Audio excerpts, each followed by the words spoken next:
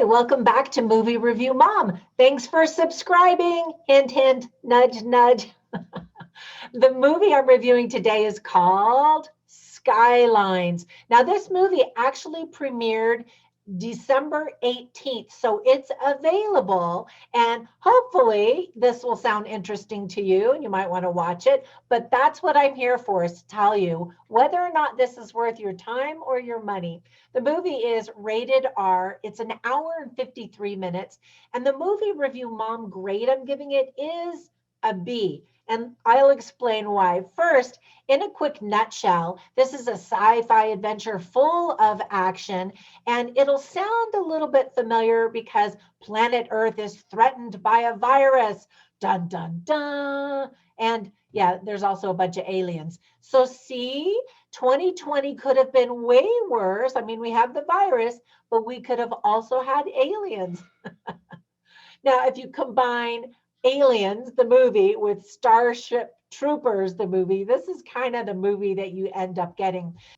Now, the name of this movie might sound familiar because it's the third installment in the Skyline movie franchise. Now, I've never seen movies 1 or 2, and I've heard, honestly, that they were pretty bad. So I'm glad I didn't waste my time there. But those who have seen it say that this one is so much better than the first two. So at least there's that, right? Now, the first one in the series was rated PG-13, but numbers 2 and this third one, the new one, are all rated R. So Liam O'Donnell directed this low-budget action film during quarantine. So people who are kind of ripping the movie to shreds should try making a movie during quarantine. I'm just saying. Now, let me give you some tips for parents. Now, there is some profanity, especially spoken by one of the aliens whose name is Trent. That alone, I just think is funny. So whenever this alien speaks, it just sounds like, arr, arr, you know. And so then there are subtitles on the screen telling you what he said. And the good news is that oftentimes it's got little symbols instead of the swear words, but then other characters drop a bunch of F-bombs. So in that way, it didn't seem congruent. Is it PG-13 for kids, which is why they would kind of blank out the profanity? Or is it rated R because they're actually using rated R words? Well, I guess it's sort of both, and that's kind of confusing in and of itself.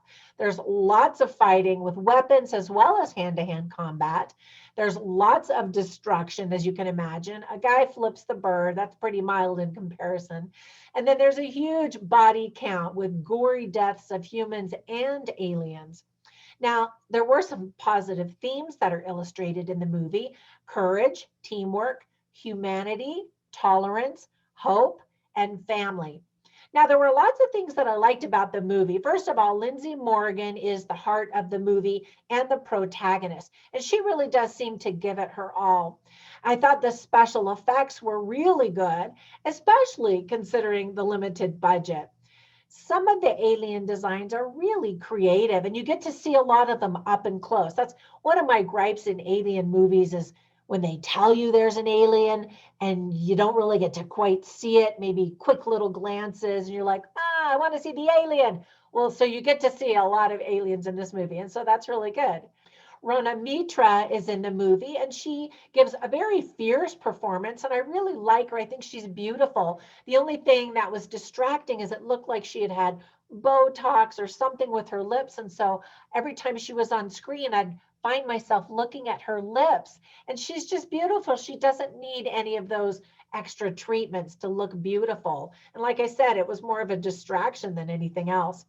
The movie has a rockin' soundtrack and a very effective musical score. And I like Daniel Bernhardt too. He's actually worked as a stuntman, a model, a voiceover actor, a regular on-screen actor, and even a director. So a pretty talented guy.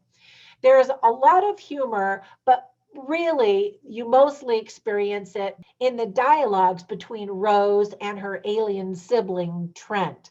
Just lots of cheeky dialogue that kept the movie light, which I liked because there was so much drama. And so it balanced it out. And I always look for some measure of balance in these types of movies, especially.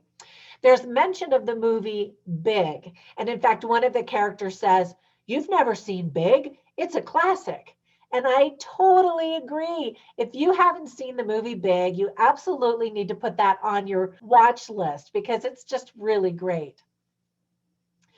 I mentioned there was some hand-to-hand combat, and there's a really good martial artist fight scene with Charlie Yun. Now he's a stuntman and has done incredible work, and so it was great to see him in this movie. Now some people say his character really wasn't necessary. It was just added footage that didn't really add a whole lot. And some of his talking scenes, I think that's probably true. But this fight scene was kind of a standout for me. I just thought it was really good. And finally, it's been a long time since I've seen a movie that had really funny outtakes during the rolling credits at the end of the movie. And so this movie did. Yay. Now, there were also some things that I didn't quite like about the movie. First of all, there is a lot of exposition, especially at the beginning of the movie where they're telling you what happened, what's currently happening. And of course, you need to know that, especially if you haven't seen the first two movies. But there's just so much talking. I found myself thinking, okay, let's get on with it. Show, not tell, right? But then the exposition kind of goes on throughout the movie. And again, I'm like, okay, show me, don't spend so much time telling me. And that's true in literature as well. And I'm an author coach, by the way. So if you ever want help writing your next book, let me know and I can help you out. I found it a little bit hard to really like the heroine because of her cranky personality. She's just not very likable. I appreciated her story, but I just felt like she wasn't that fun to watch. And I was rooting more for the other characters. Like by far, my favorite character was her alien sibling, Trent, the alien with the potty mouth. There was some overacting that maybe just kind of roll my eyes, which is unfortunate. There are so many scenes that are visually dark that will make viewing the movie really difficult on small devices when you're streaming the movie, just because it's hard to see what's going on. Act one is pretty slow. They're establishing the characters. You're trying to get used to this new world, and you're just kind of like, oh. And then finally, it speeds up in Act two and Act three. So hang in there. Another thing that's a little bit confusing or could be confusing to viewers is that the scenes tend to jump back and forth in time as well as in location. And some of the characters actually even looked alike to me enough that I was like, wait a minute. Oh, okay, that's the other person. And so that was a little bit confusing. I always wonder why sometimes directors or screenwriters will cast people with similar names or a similar look. And it always makes it a little bit more tricky to follow if you're not paying close attention, I guess. And then it's just really too long. I got a little bit bored. There's this one ridiculous prop that looks like a giant Easter egg that I bought a few years ago at Walmart. And like they spray painted it and put some gold stuff on it.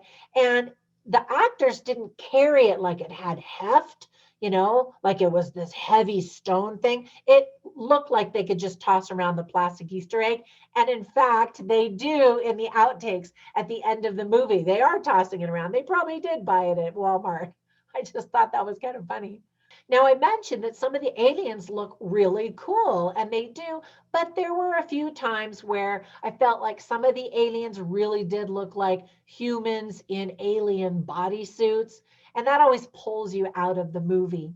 Now, if you love Frank Grillo, and who doesn't, you'll be disappointed that he's not in this third installment like he was in the second movie. But I've got good news for you. If you really want to see him, check out the movie Boss Level because he stars in it and does a really, really great job. I felt like the script just could have used a little bit more time and work on it to really get it to flow. And then speaking of real, don't expect this movie to seem like it could really happen. This is sci-fi. This is fantasy. This is just plain fun. And it makes for an entertaining distraction, certainly while we're all stuck in quarantine still. Now, there are a lot of really funny lines, as I mentioned, although most of them have profanity spoken by Trent. But here's one that I can tell you that Trent said. And by the way, I always write down the really interesting lines or funny lines or insightful lines on my written movie review at moviereviewmom.com. So you can go over there and check that out. But here's one that Trent said. He and the space crew land on this planet and he looks around and he says, well, this planet's not going to invade itself. I don't know. I just thought that that was funny. All right. Now, before we go, let me give you a few more recommendations of other films that I think that you might also really enjoy if you like this one. The first one is, of course, Aliens. Now, if you're a younger viewer, you may not have seen that classic. So check that out with Sigourney Weaver. Really, that's the movie that launched her career, and she does an excellent job. And that there are many sequels to Aliens, of course. Another movie that kind of felt familiar as I watched this one is District 9, where a bunch of aliens are living with humans and trying to share the planet, so to speak. And then the last one, as I mentioned earlier, is Starship Troopers. That's an old one. So anyway, you might want to check that one out as well. Okay, thank you so much. And again, if you haven't yet, try subscribing and see what happens. And be sure and ring that little bell and it'll notify you every time I upload a new movie review. And then finally, if you really appreciate what I'm trying to do here, I would love your support over at Patreon. I've got lots of gifts to offer and I really appreciate that. All right, I will catch you in the next movie. Until then, bye for now.